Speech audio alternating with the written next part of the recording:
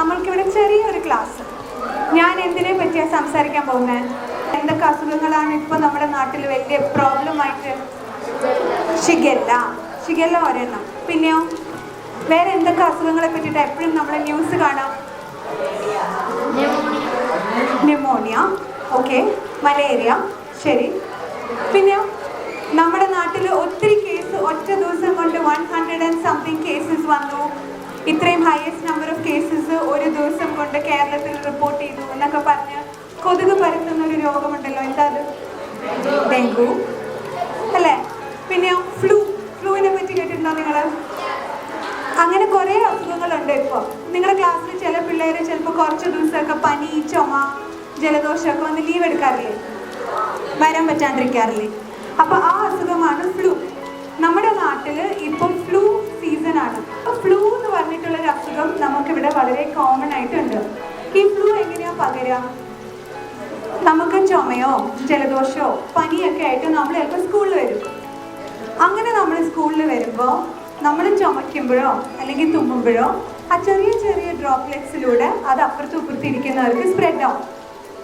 അപ്പോൾ നമ്മൾ എന്ത് ചെയ്യണം? നമുക്ക് ഇങ്ങനത്തെ സിംറ്റംസ് ഉള്ളപ്പോൾ നിങ്ങൾക്ക് ഏറ്റവും ഇഷ്ടമുള്ള കാര്യം എന്തായിരിക്കും? സ്കൂളിൽ വരരുത് അല്ലേ? സിംറ്റമാറ്റിക് ആയിട്ടുള്ള സമയത്ത് നമ്മൾ സ്കൂളിൽ വരാൻ പാടില്ല. നമ്മൾ അക്യൂട്ടായിട്ട് ഇങ്ങനത്തെ പനിയും ചുമയും ജലദോഷവും ഒക്കെ ഉള്ള ടൈമിൽ നമ്മൾ സ്കൂളിൽ നിന്ന് മാറി നിൽക്കണം.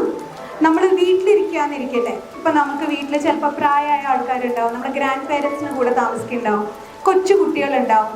അപ്പോൾ നമ്മൾ എന്ത് ചെയ്യണം? നമ്മൾ പണ്ട് കോവിഡ് വന്ന സമയത്ത് നിങ്ങൾക്ക് ഓർമ്മയുണ്ടാവും, നമ്മളെല്ലാവരും എന്താ ചെയ്തുകൊണ്ടിരുന്നത്? മാസ്ക് ധരിക്കുമായിരുന്നു.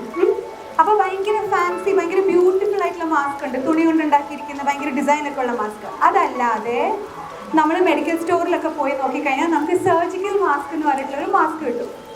അത് നമ്മൾ മേടിച്ച് നമ്മൾ വെക്കണം. ഒരു മാസ്ക് നമുക്ക് എത്ര നേരം വെക്കാം?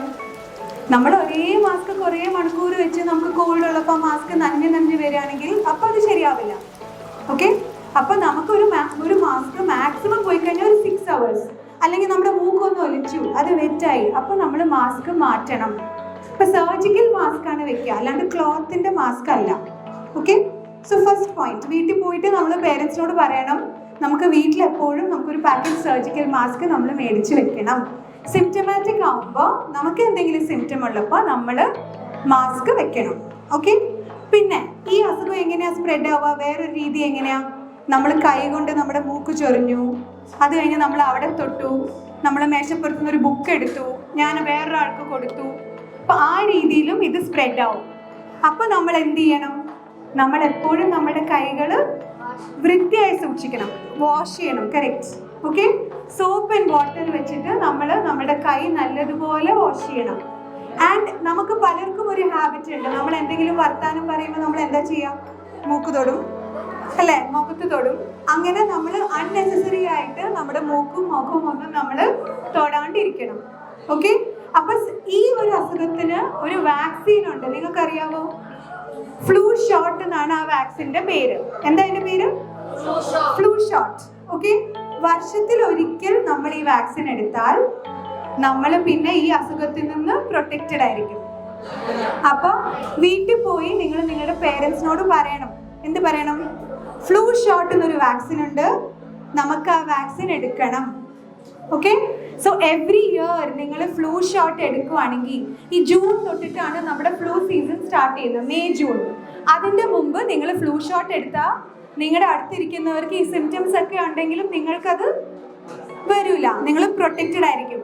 അപ്പോൾ വാക്സിൻ ഉള്ള അസുഖങ്ങൾ നമ്മൾ എപ്പോഴും വാക്സിനേഷൻ എടുക്കണം.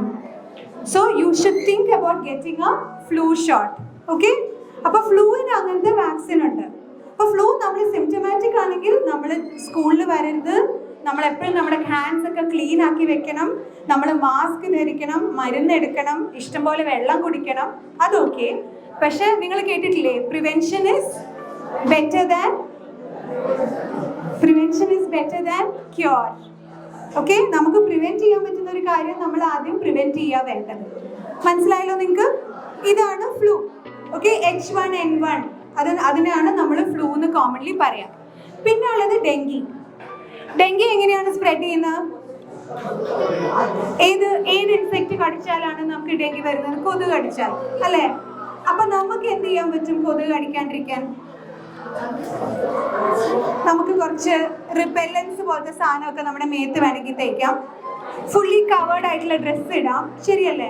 പക്ഷെ നമ്മുടെ നാട്ടിൽ ഭയങ്കര ചൂടായതുകൊണ്ട്, ഇപ്പൊ മഴയാണെങ്കിലൊക്കെ ചൂടായതുകൊണ്ട് അത് ചിലപ്പോൾ പ്രാക്ടിക്കലി പോസിബിൾ ആയിരിക്കില്ല.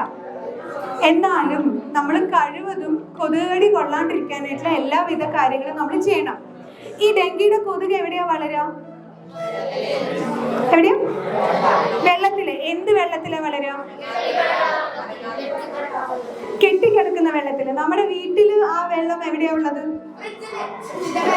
ഫ്രിഡ്ജിന്റെ ബാക്കിൽ. Very good.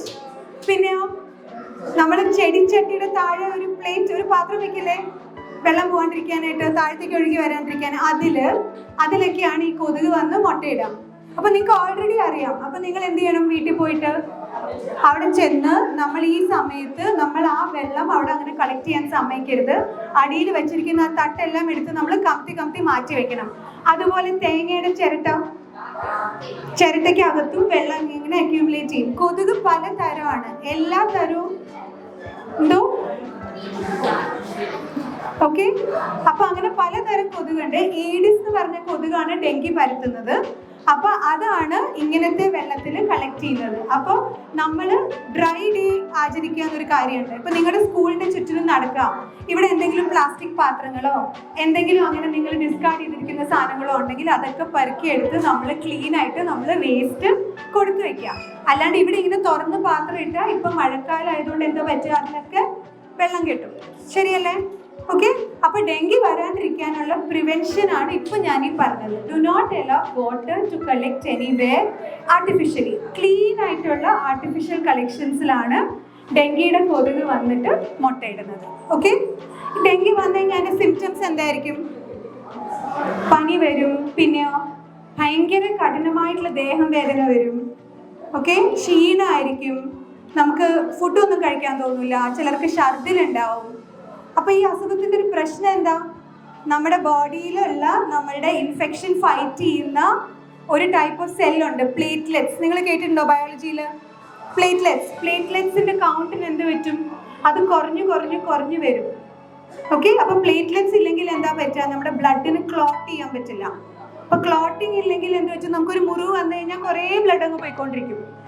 അപ്പൊ നമുക്ക് എന്തെങ്കിലും സംഭവിക്കാം. അപ്പൊ അതുകൊണ്ട് നമുക്കൊരു 2-3 ദിവസം അടുപ്പിച്ച് പനിയും ക്ഷീണവും ആണെങ്കിൽ നിങ്ങൾ അങ്ങനെ വീട്ടിൽ കിടന്ന് മരുന്നൊന്നും എടുക്കാൻ പാടില്ല. നിങ്ങൾ എത്രയും പെട്ടെന്ന് ഹോസ്പിറ്റലിൽ പോയിട്ട് ബ്ലഡ് ടെസ്റ്റ് ചെയ്യണം. ഓക്കെ. ഇതാണ് ഡെങ്കു.